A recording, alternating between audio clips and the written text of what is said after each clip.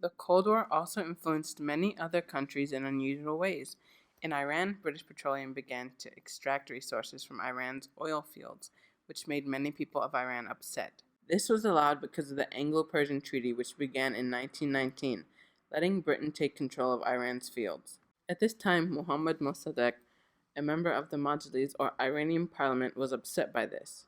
In 1923, Mossadegh was re-elected to the Majlis, only to retire on December 12, 1925.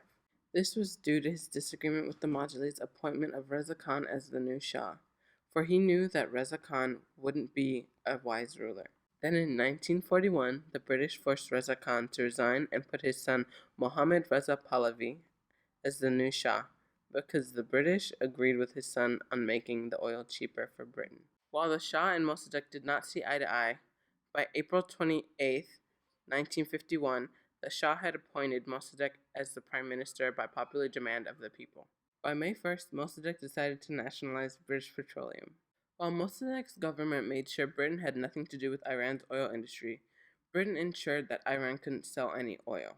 The British government announced a de facto blockade, adding ships around the Persian Gulf, blocking Iran's access to world markets. This Abdaran crisis cut Iran's oil income to almost nothing, forcing Iran to sell to the Soviets. Mossadegh then insisted on naming a Minister of War and Chief of Staff because he thought this was his constitutional entitlement, not the Shah's. Knowing this, the Shah refused, and Mossadegh resigned, saying, "In the present situation, the struggle started by the Iranian people cannot be brought to a victorious conclusion." Hamad Kavam was then appointed the new Prime Minister of Iran. His intent was to continue the negotiation between Iran and Britain to end the oil dispute. This led to massive civil unrest in favor of Mossadegh. Out of fear of the protests, the Shah reappointed Mossadegh, giving him full control of the military, which he had previously demanded. In October of 1953, he declared Britain as an enemy and cut all relations with them. Britain looked towards the United States to help them solve this problem.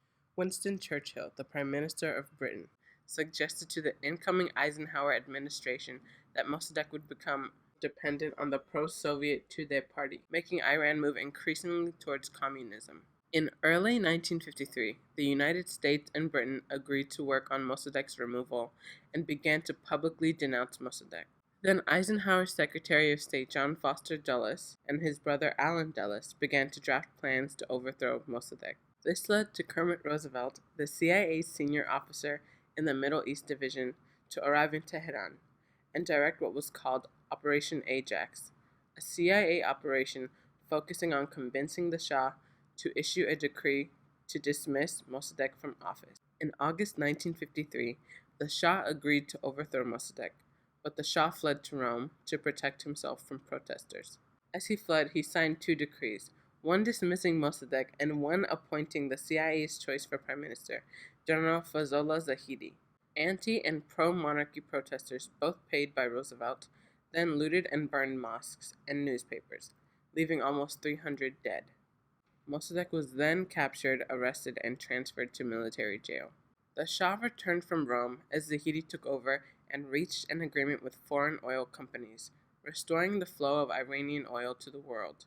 Mossadegh was then sentenced to 3 years in solitary confinement and later put under house arrest until his death on March 5, 1967. However, Iran was not the only country in which the CIA became involved.